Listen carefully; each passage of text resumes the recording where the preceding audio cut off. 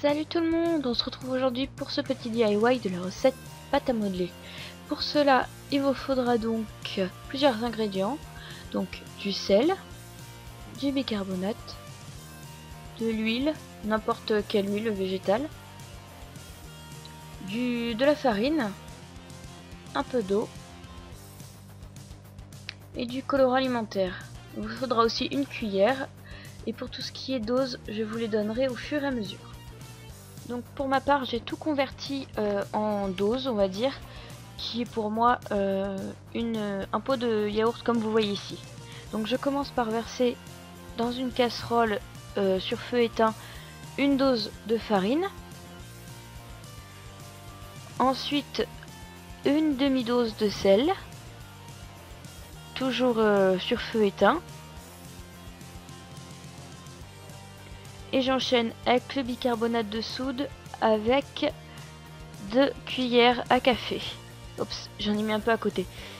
Alors si c'est pas une cuillère à café, c'est possible, je suis très nulle dans la connaissance des cuillères. Alors ne me jetez pas la pierre. Alors, donc une fois ces 3 ingrédients mis, je mélange le tout pour que ce soit bien homogène. Avec la même cuillère, puisque ça ne sert à rien de changer. Ensuite j'ajoute une cuillère d'huile. Et j'ai oublié de préciser, mais c'est une dose d'eau chaude. Voilà. Maintenant que j'ai mis ces ingrédients, je mets le feu à feu moyen. Je vous conseille de mettre moins que feu moyen, puisque vous allez voir après, ça ne m'a pas réussi. Donc je mélange le tout pour que ça donne une pâte homogène et que ça puisse cuire correctement. Alors, dans la recette, il est écrit qu'il faut faire chauffer jusqu'à ce que la pâte s'épaississe et la retirer du feu quand elle se décolle. Seulement, je n'ai pas pu filmer cette partie-là et je suis absentée 2 minutes. Et malheureusement, ça a cramé comme vous le voyez sur la photo.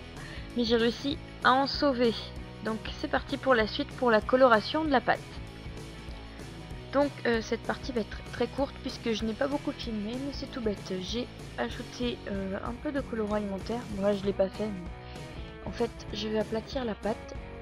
J'ajoute du colorant à l'intérieur et ensuite je la malaxe jusqu'à ce qu'il y ait la couleur répartie dans toute la bulle. Donc là j'en ai mis un peu beaucoup, j'ai eu beaucoup de mal à gérer les flacons de colorant et je vous conseille aussi de faire ça sur une surface bien protégée et pas juste sur un sopalin comme moi. Voilà, donc j'espère que ce tutoriel vous aura plu et je vous dis à bientôt pour un nouveau tutoriel puisqu'il y en a encore quelques-uns qui vous attendent. Donc je vous dis à bientôt et prenez soin de vous, ciao.